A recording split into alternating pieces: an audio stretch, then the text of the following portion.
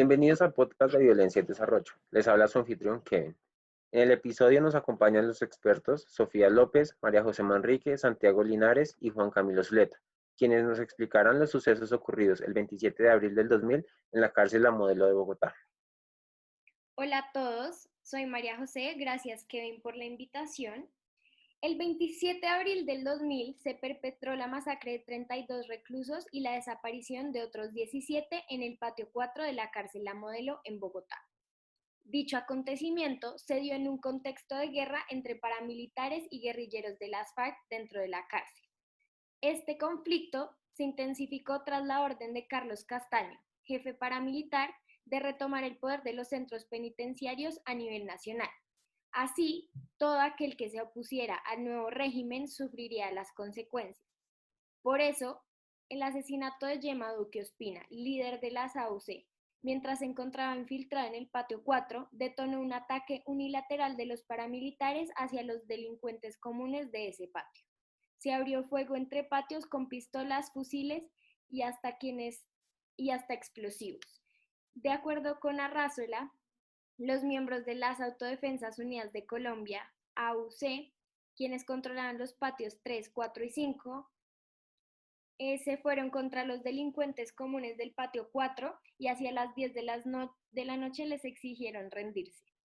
42 internos desnudos aceptaron ser sometidos y quienes se resistieron fueron torturados y asesinados. Este conflicto se mantuvo hasta la madrugada del 29 de abril del 2000, cuando el Ministerio de Defensa ordenó un operativo con 1.200 hombres de la policía para retomar el control de la cárcel La Modelo. Gracias, María José. Sofía, considero esencial entender las formas de violencia que se presentaron en dicho episodio. ¿Podrías explicarme un poco del tema? Claro, Kevin, para comprender lo que sucedió en el penitenciario debemos entender qué tipos de violencia se presentaron. Los actos descritos anteriormente pueden ser divididos en dos tipos de violencia. En primer lugar, los ataques de los reclusos vinculados a las AUC hacia los presos del patio 4 se catalogan como violencia unilateral. Estos se caracterizan por ser actos violentos perpetrados por grupos armados hacia individuos indefensos. Los reclusos vinculados a las AUC mantenían control sobre los patios 3, 4 y 5 del ala sur de la cárcel y se dispusieron a disparar y lanzar granadas contra los reclusos del patio 4.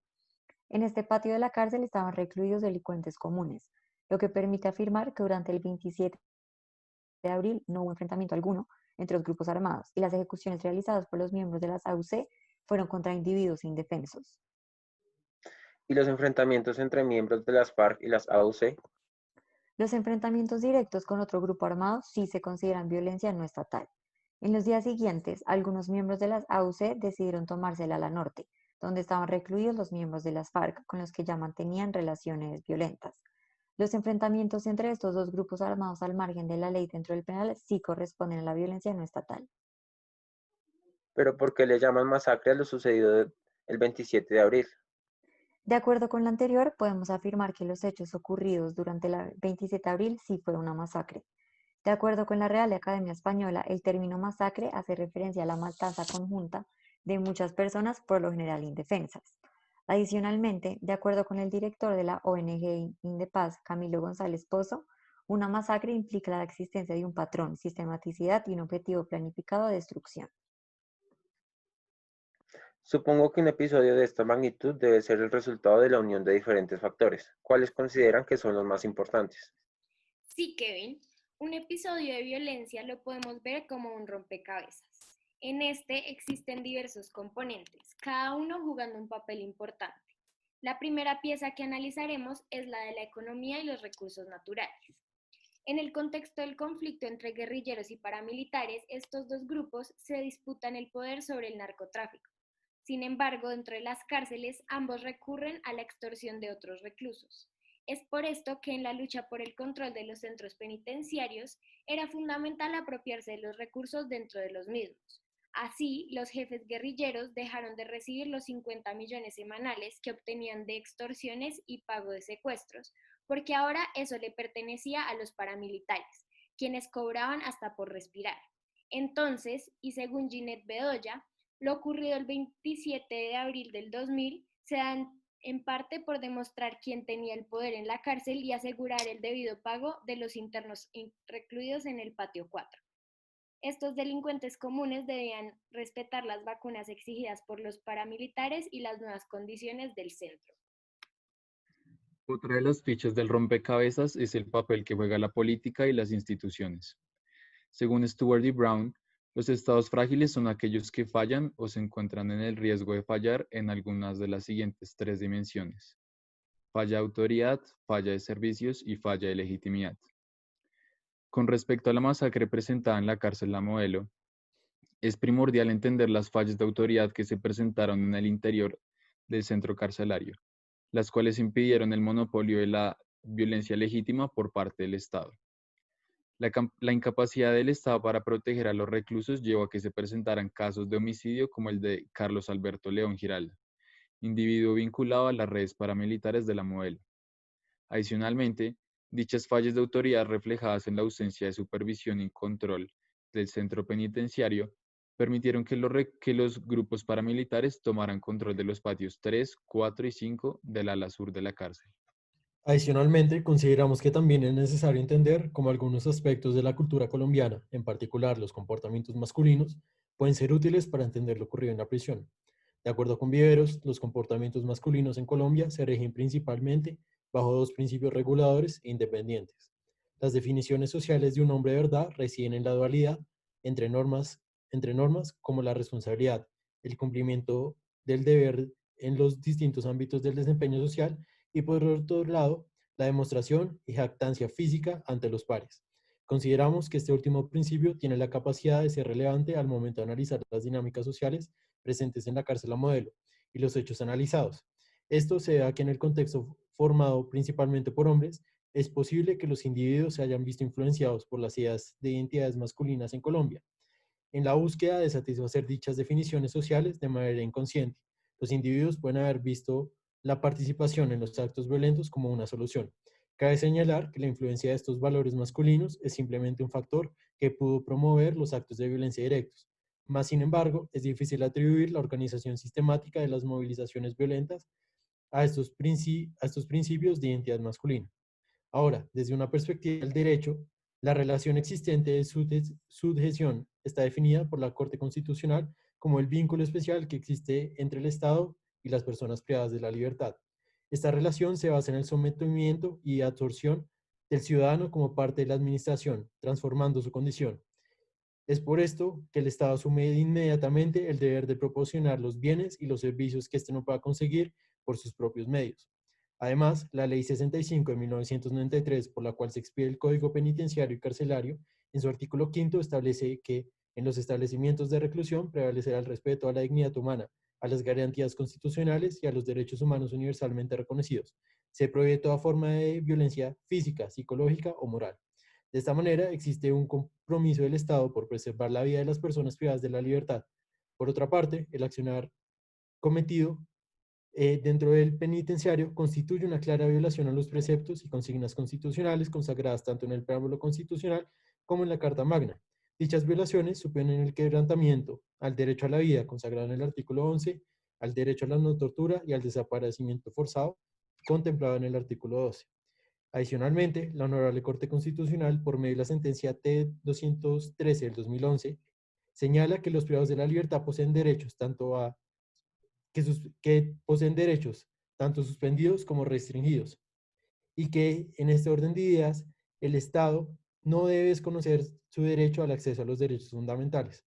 Por todo lo anterior, se puede entender que el accionar constituye una falta al derecho constitucional colombiano.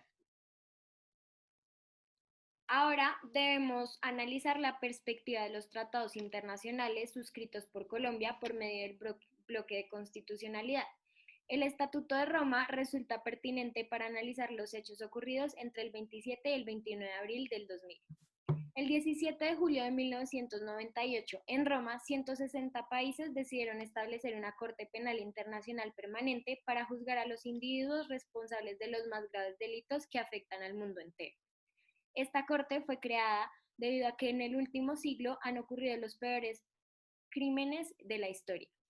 Entre estos casos se encuentra el delito o crimen de lesa humanidad, el asesinato, y este es muy grave porque atenta directamente contra lo más sagrado del ser humano, que es la vida. En el caso de la masacre de la cárcel La Modelo, se sabe que el 27 de abril fueron asesinados 32 hombres en el interior del centro penitenciario. Cuentan los testigos lo que les ocurrió ese día a los presos. Los picaban, degollaban, ahorcaban, envenenaban o los atacaban a cuchillo. Además, el Estatuto de Roma entiende la tortura como causar intencionalmente dolor o sufrimientos físicos o mentales a una persona que el acusado tenga bajo su custodia o control. A partir de esta definición, es posible decir que este crimen de lesa humanidad estuvo presente en la masacre de La Modelo.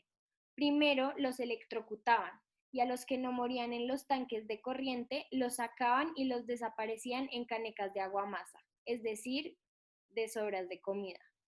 Los testimonios de guerrilleros y paramilitares han confirmado que la tortura fue un mecanismo fundamental tanto en el enfrentamiento del 27 de abril como en todo el conflicto entre ambos grupos.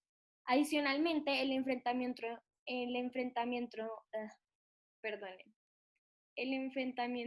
entre paramilitares y delincuentes comunes del Patio 4 dejó 17 desaparecidos. Este crimen de lesa humanidad es, entre otras cosas, la aprehensión de personas por una organización política seguida de la negativa de dar información sobre su suerte o paradero. Así las cosas, hoy 20 años después de lo ocurrido en la cárcel La Modelo, no se conoce el destino de los 17 presos en cuestión y ninguno de los grupos se hace responsable por las desapariciones y no ha sido posible esclarecer lo ocurrido. Vaya, pero qué interesante. Por lo que entiendo, los hechos ocurridos en la cárcel La Modelo son el resultado de una conjunción de factores. Como primer punto, el problema se da el 27 de abril del 2000, cuando 32 reclusos fueron asesinados y desaparecidos. Como consecuencia, el enfrentamiento entre paramilitares y delincuentes comunes por el asesinato del líder paramilitar Yema. Como segundo punto, este caso puede ser tipificado como violencia unilateral, ya que esta fue ejercida contra civiles indefensos. Como tercer punto, los delitos descritos como ustedes constituyen una falta a lo estipulado en el Estatuto de Roma, en el cual se consagran el asesinato, la tortura y la desaparición forzada como crímenes de lesa humanidad por las condiciones y circunstancias en las que sucedieron dichos hechos. Como cuarto punto, lo ocurrido, de acuerdo con lo que narra Santiago, es una clara violación a los preceptos constitucionales consagrados tanto en la Constitución política como en los tratados internacionales suscritos por Colombia por medio del bloque de constitucionalidad. Como quinto punto, todo lo anterior supone la evidencia de la fragilidad del Estado colombiano al no poder hacerse con el monopolio legítimo de la fuerza. Lo anterior demuestra la fragilidad y la susceptibilidad de las instituciones colombianas ante la mano corrupta de los dineros ilegales. Por último, queda claro que los hechos ocurridos en la cárcel La Modelo entre los años 1999 y 2003 suponen un reto para la credibilidad del INPEC y el sistema penitenciario colombiano. Ya ejes fundamentales como la protección de la vida fueron quebrantados. Dicho lo anterior, en aras que situaciones como estas no se repiten, es responsabilidad de todos denunciar y criticar y generar una conciencia nacional sobre lo ocurrido en ese periodo tan oscuro de la historia nacional. Sin más que decir, agradezco a nuestros asistentes el día de hoy. Kevin, muchas gracias por esta invitación. También queremos aprovechar para que los oyentes sean conscientes de los problemas que persisten en nuestras cárceles y cómo debemos continuar haciendo las denuncias pertinentes. Vale, muchas gracias.